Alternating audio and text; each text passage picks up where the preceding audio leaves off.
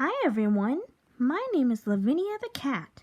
Usually, me and my friends go through different adventures and mishaps, but this week I decided to try something different, and that is lecturing about life. Today, we will be discussing about how music changed over the years, from the 1910s all the way up to today. First up is the ragtime.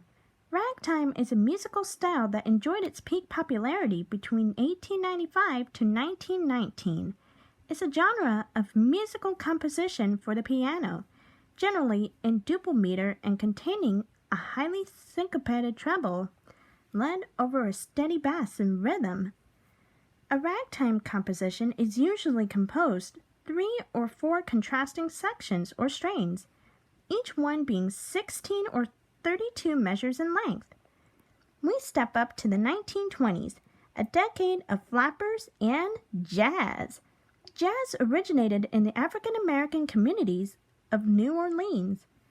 During the Roaring '20s, this musical genre developed from roots in blues and ragtime. Jazz is a combination of nervousness, lawlessness, primitive and savage, animalistic, and personal pleasure. In other words, it's loud and syncopated. Then, the Great Depression occurred in the 1930s. It was a time of hardship in the U.S. Everyone was unemployed and the banks shut down. Did that stop music altogether? No. In fact, the 1930s introduced the world the big band and swing music. Swing is described as a certain aspect of jazz performance style, regardless to any type of ensemble.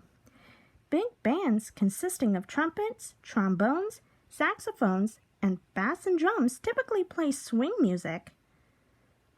Even during World War II in the 1940s, jazz and swing music have been entertaining America to forget about their hard-knock lives during the war. In the 1950s, rock and roll was introduced to the world.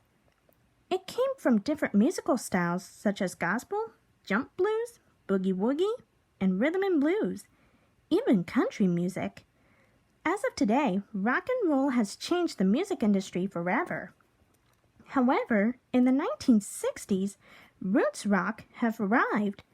It's a combination of several genres of rock, such as folk music, blues, country, and of course, rock and roll. In addition, this genre was exemplified by its back-to-basics sounds. A decade later, funk and soul, R&B, pop, and hard and soft rock music have entered the picture. Not to mention that disco made its debut in the 1970s. You know, a club or a party at which people dance to pop music. That decade also gave birth to another young music style called hip-hop. Hip-hop is associated with origins of different race. It featured rap with an electronic backing. The most notable rap song is Rapper's Delight from Sugar Hill Gang. Let's take a look at the 1980s, where rock music was more precisely defined and split up into tons of subgenres: hard rock, alternative rock, punk rock, gothic rock, and heavy metal. During that time, the new wave music has reached its stride with synth pop. The most notable king and queen of pop are Michael Jackson and Madonna. In the 1990s, pop music began to take notice from hip-hop to rock, which is why we got rap, rock music, and pop music in the 2000s with Beyonce, Lady Gaga, and Katy Perry, to name a few. And in the 2010s, looks like music isn't going to stop anytime soon. And that concludes the lecture on the evolution of music. Before we go, I would like to say that my favorite music is pop and hard rock. What is your favorite kind of music? Be sure to let me know. Be sure to tell me in the comment section down below. I'm Lavinia the Cat.